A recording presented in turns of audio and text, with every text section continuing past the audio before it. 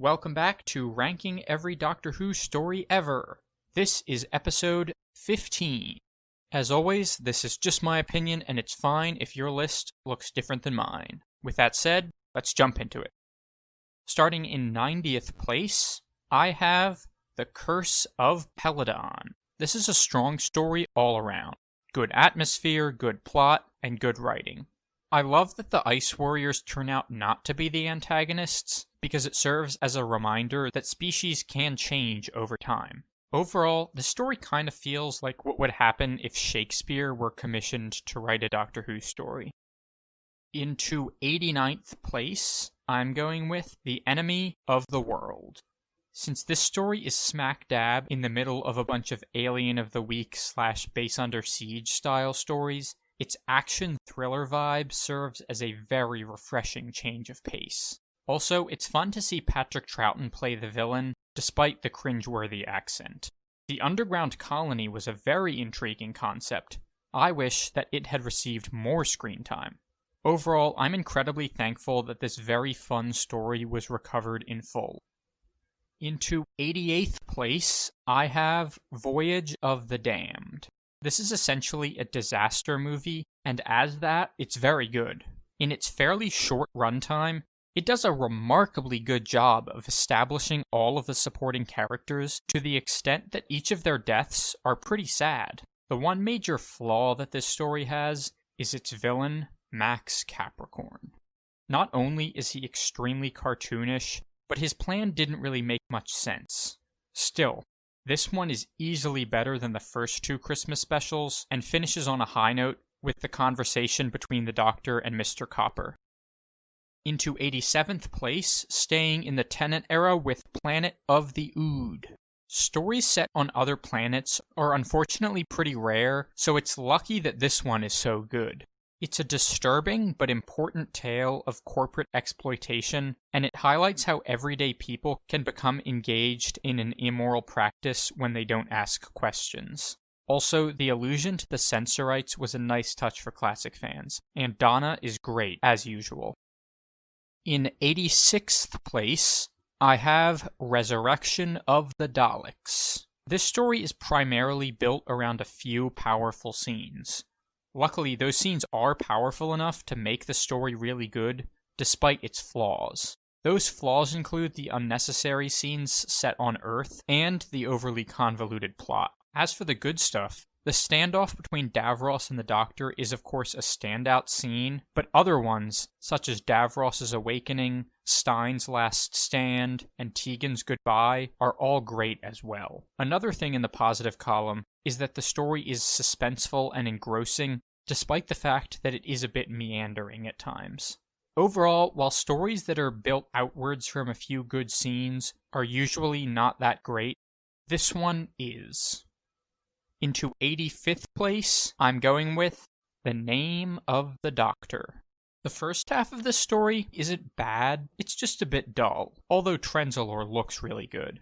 However, once the Great Intelligence shows up, the story gets better by the minute. For starters, Richard E. Grant is brilliant in the role. Next, the Great Intelligence's decision to sacrifice himself to destroy the Doctor was not only interesting, but also the only time that a Great Intelligence plan has ever been properly explained.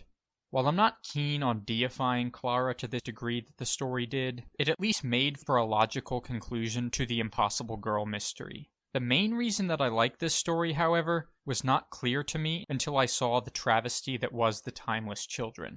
Unlike that piece of crap, this story depicts the Doctor's history exactly how I want it to be. A mischievous runaway who becomes important to the universe not because of some divine birth, but because of his own actions. Furthermore, it explicitly shows the first Doctor stealing the TARDIS, and that the Doctor had exactly 12 faces up to that point. Something that fans may have taken for granted, but after the travesty, it's clear nothing like that should ever be taken for granted. While I'm still not a massive fan of the idea of inserting a Doctor into the established timeline, the story does do a great job of introducing the War Doctor, and hey, at least it's only one new incarnation, not 20 million.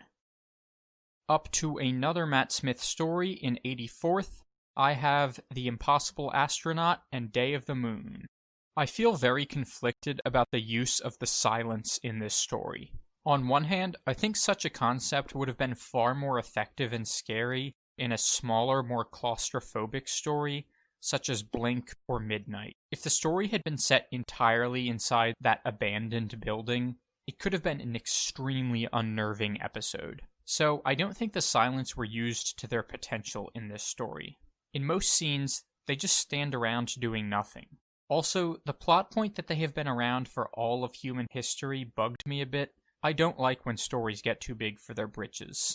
However, this story's handling of the silence had one very, very strong point: the resolution. I like nothing more than a clever resolution, and the Doctor using the moon landing as a way to broadcast to everyone a clip of the silence was extremely clever. The story also benefits from a great script and fun supporting characters.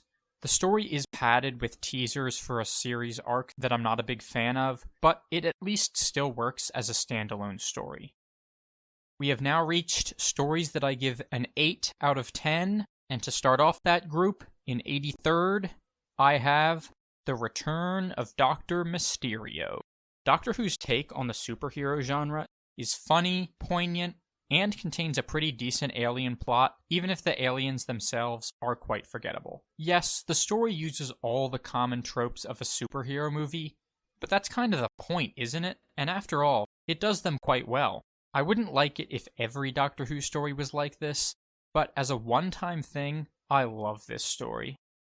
Into 82nd, returning to the classic era with The Sunmakers. Dystopian futures are nothing new in science fiction or Doctor Who, but this one features several interesting and novel characteristics, such as the anxiety-inducing chemical in the air, and the fact that it's set on Pluto. The story as a whole is enjoyable. It's well-paced, easy to follow, and has multiple interesting supporting characters. The only major problem I had is that the last episode was rushed. I had been interested from the start of the story as to how and why the humans ended up on Pluto, but the explanation was inserted into the final minutes when most of the plot had already been resolved. Also, the revolution itself unfolded a bit too quickly and easily, so this story could have been a bit better if it were longer. Into 81st place, I have Amy's Choice. The constant switching between worlds and the ultimate revelation that the Dream Lord is the Doctor makes this a story unlike any other, and I always love when stories are unique.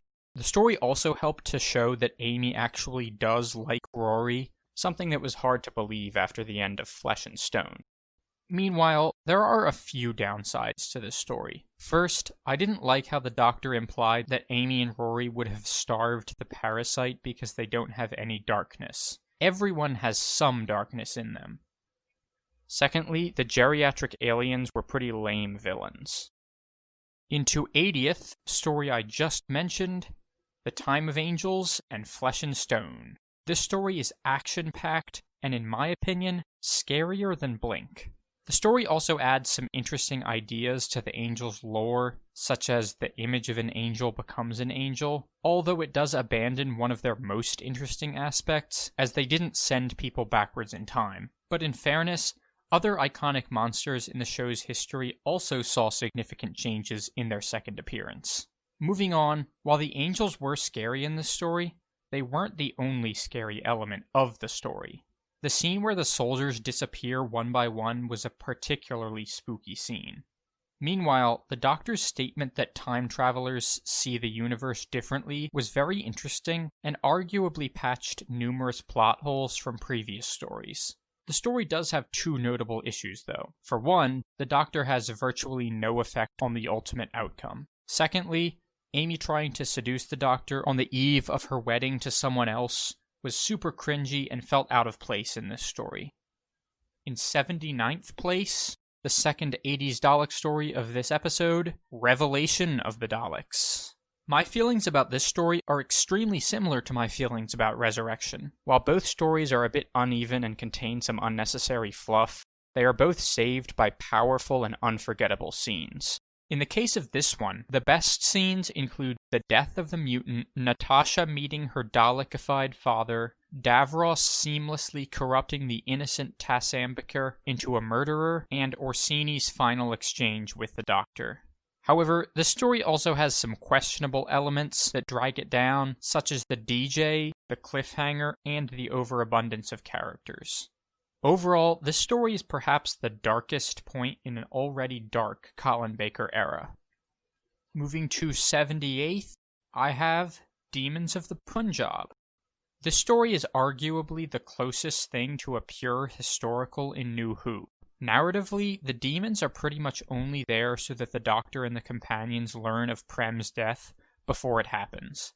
While it's a bit underwhelming to have all the build-up for a monster that turns out to be just an observer, they are at least very different from standard monsters. Furthermore, the fact that they tell the TARDIS crew about Prem's death makes for a pretty emotional story, reminiscent of the Waters of Mars in the sense that the Doctor knows someone is going to die, but also knows it's not best to save them, and Father's Day in the sense that a companion knows a tragic event in their family is about to occur, but has to let it happen anyway. The story as a whole works pretty well as a fictionalized account of the partition of India, which is not something that many of us Westerners know anything about. Finally, the overall script is great, and all of the supporting cast are really good in their roles.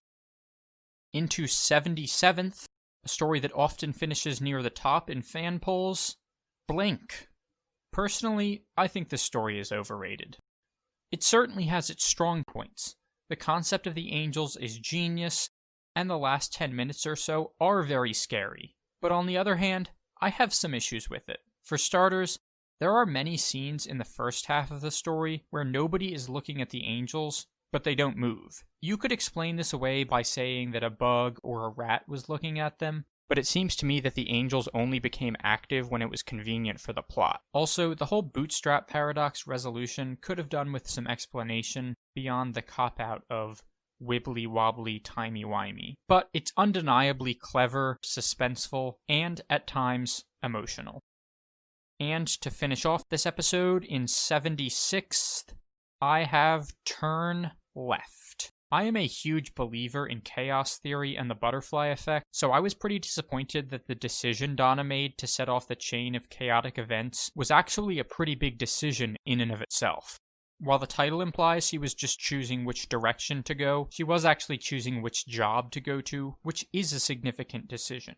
I would have preferred if the decision was something that seemed much more insignificant. I suppose that's just a bit of a nitpick, though. The story is still very good as an exploration of the Doctor's impact on the universe, as a character study of Donna, and as a scarily realistic depiction of societal collapse. The most impactful and disturbing scene of the episode is when the Italian family is taken away. That being said, the story is a bit repetitive. Another alien invasion happens, the world gets worse, and Rose shows up and talks to Donna. I was glad to see the show finally tackle the butterfly effect, but they could have done it a bit better. Alright, that's going to do it for episode 15. Be sure to subscribe if you're interested to see the rest of the list. Next up is episode 16, where we'll really get into stories that I absolutely love. See you next time.